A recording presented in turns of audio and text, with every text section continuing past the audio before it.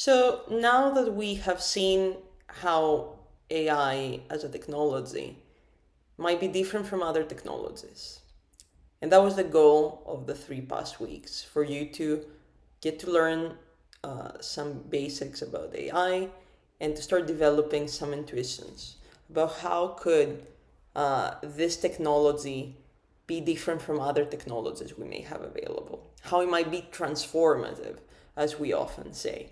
And of course, what are some uncertainties that we may have about how deep neural networks work. So this week is meant to help us think about what is there to protect, right? If we have technologies that could be posing some risks to humanity, that might be putting the future of humanity into a danger of some sort, of many dangers. What is there at stake, really? What do we value? What is it that makes us want to think about the future of humanity, want to think about all the ways technologies could be transformative and dangerous, and why would we care about the impact they would have into human life, but also a little bit more broadly into the flow of human history. So we're trying to think about humanity at a larger scale rather than at the scale of everyday life problems or concerns that we may be facing. We're trying to place ourselves into this broader picture of human history. And so the first reading that you have is a few pages from a book called The Precipice, which introduces the idea of existential risks. What is an existential risk? Very simply, is a risk that would threaten humanity as a whole, the existence of the human species as a whole. And be careful here, something that might be causing existential risk to humans is not necessarily the same as something that would be destructive to the planet that we live. So that means that it might be something that can wipe out all of humanity, while it doesn't, by default, impact the planet Earth. So this idea of humanity being relatively in its beginning implies that we could have a very long future. There could be many, many future generations.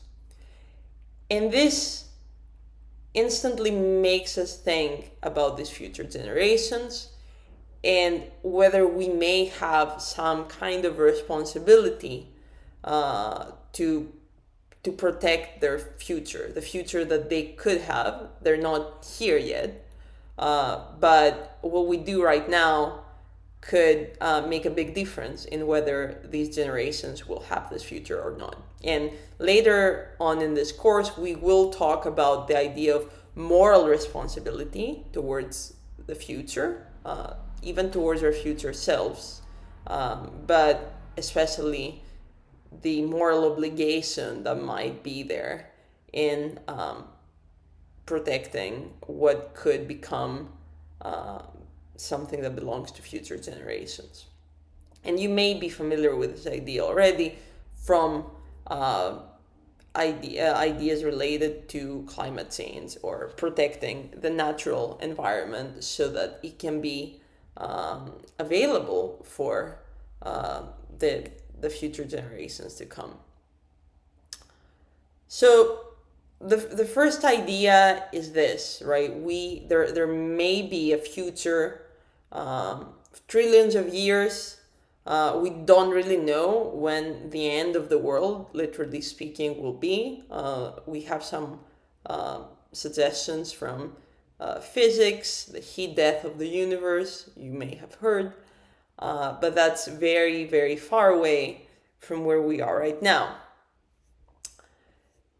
And we're interested in all the ways that we could ensure that humanity has a future, and it is a long future, and it is a good future. Now, good future might be pretty ambiguous as a term. What do we mean necessarily by a good future? That's something to wonder and ponder about in this class. But you probably have some intuitions about what good looks like from already having your own lives and a system of beliefs. So there is something there to protect, right? There is something that we should be considering. And here you get some examples of crisis of sorts that did not necessarily pose existential risk, which means something that could wipe out the entire human species, like I said earlier, but was very destructive, like the nuclear bomb explosion, the missile crisis in the U.S., and in general, considering how, for example, deadly weapons could pose risks to humanity, and in particular, nuclear weapons, right? And nowadays, you may have also heard about the threat of a nuclear war, which could actually pose an existential risk, an existential catastrophe.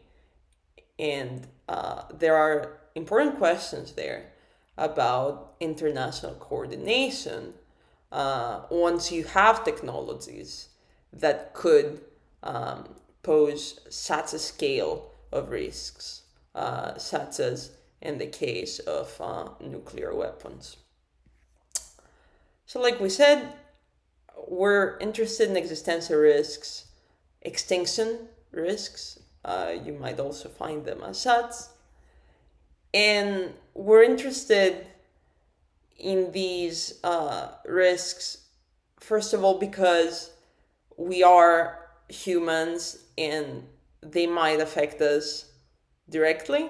It might be the end of the world for us, right? Like I said before, it does not necessarily mean a destruction of the universe or of the planet.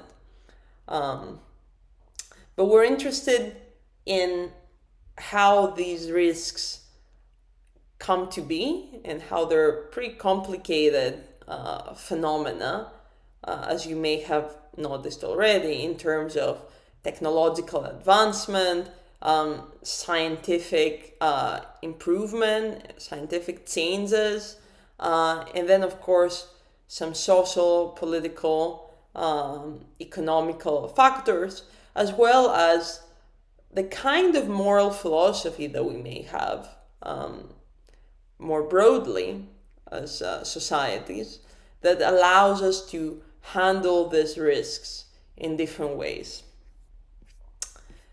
So this is what these pages are trying to talk to you about.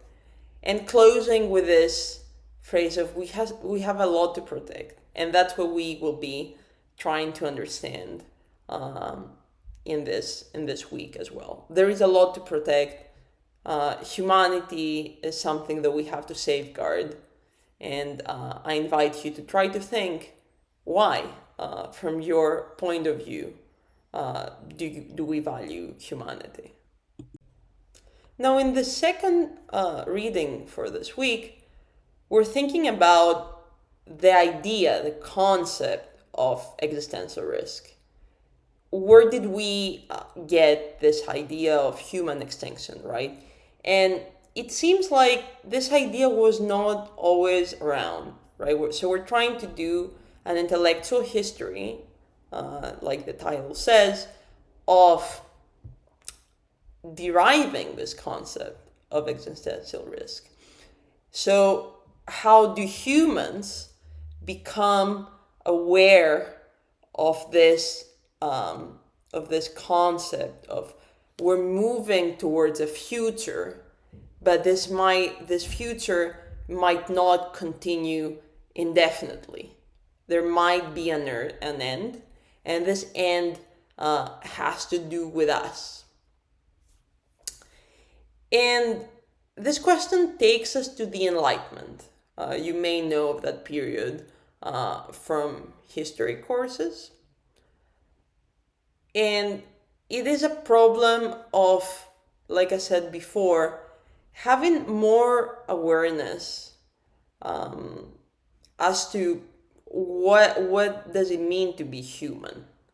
And I highlighted this quote by Giacomo Leopardi saying, okay, Homo sapiens, human species, right? We might be extinguished. Will there be anything missing? It won't feel like there is anything missing. And Marquis de Sade, similarly, right? Sure, nothing would be more desirable than the total extinction of humankind. And Napoleon arrested him for saying that. But you can see maybe this sense of pessimism in these authors here. That, okay, are we that important? Why are we important? And this this sense of our human extinction can be a problem. It's obviously a problem for us, as I hope you understand. It's not necessarily a bad thing for everything else that exists. That's what these authors are trying to say. But we'll focus on why it's a problem for us, because it's clearly a problem for us. So we're interested, first of all, in this history, as you can see here, because it gives us some arguments as to why should we continue to care about human extinction, right? So why don't we just side with these people that say it's fine, Homo sapiens is not that important? Why do we have good counter arguments against these takes? And so you see here that there is something about global risk management that's valuable, and we've probably all seen its value in the past years with the pandemic. But the ideas of enlightenment seem to be feeding this broader discussion that we must be concerned with mitigating existential risks.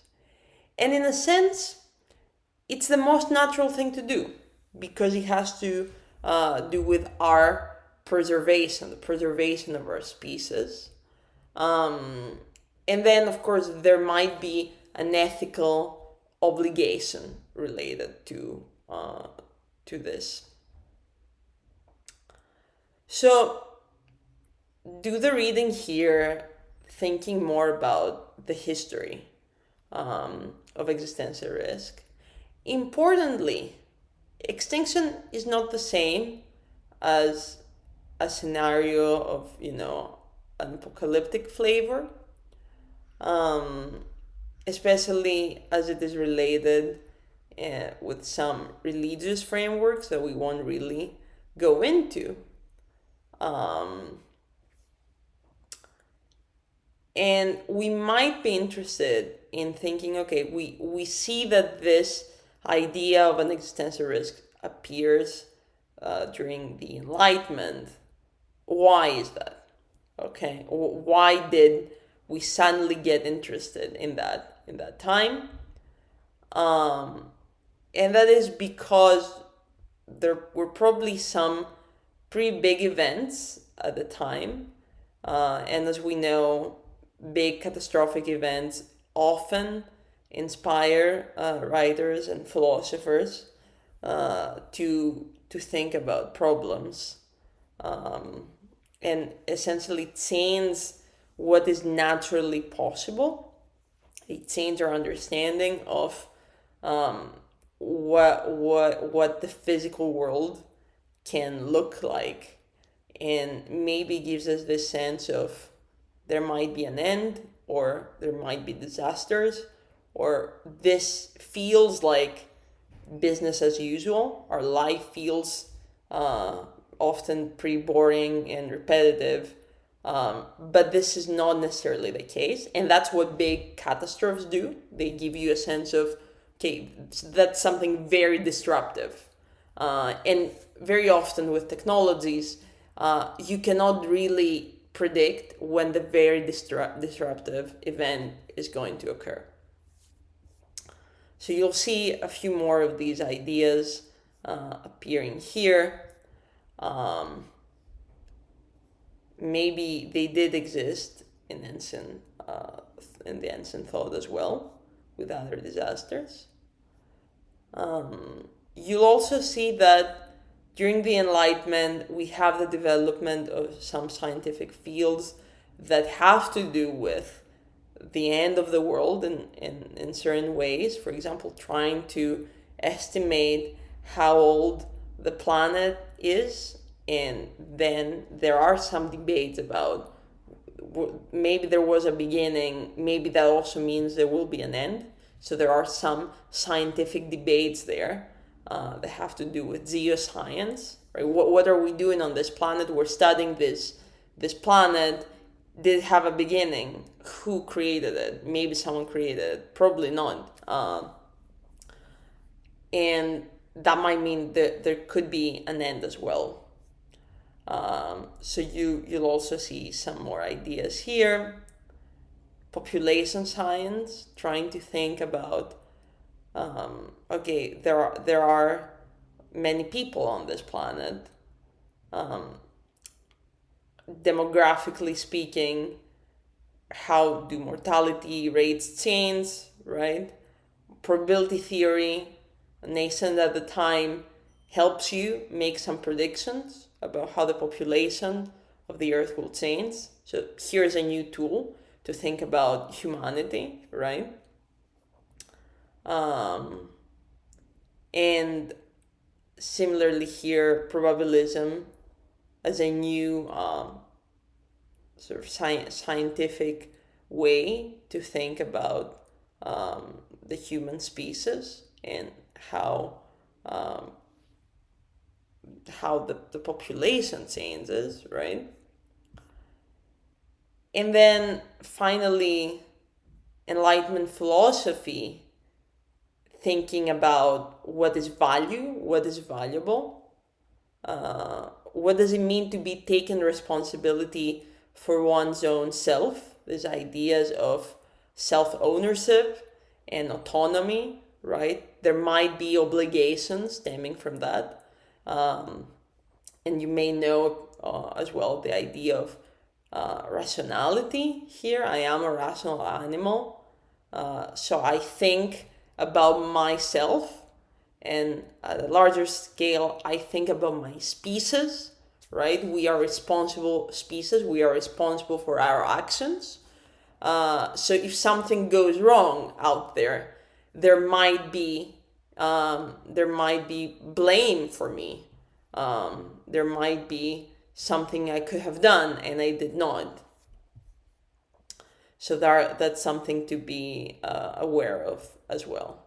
That humankind has something that other animals don't, right? It's the sense of self-awareness, self-responsibility, self-ownership. And that impacts how we move into a future, into an uncertain future. It seems like we as humans have some tools that help us navigate uncertainty, and that is our cognition evolving to respond to scenarios of uncertainty. And so you finish this reading, and you must have done you must have watched the video about how everything might change in this century, and hopefully try to think about this argument, right? Try to think what convinces you, what makes sense, and what doesn't make sense. And don't take anything for granted here. Try to see what sounds right to you and what are the right arguments to defend its point here. And try to make some notes. Try to make some predictions even about what you think the future of humanity will be. And that's it for this week.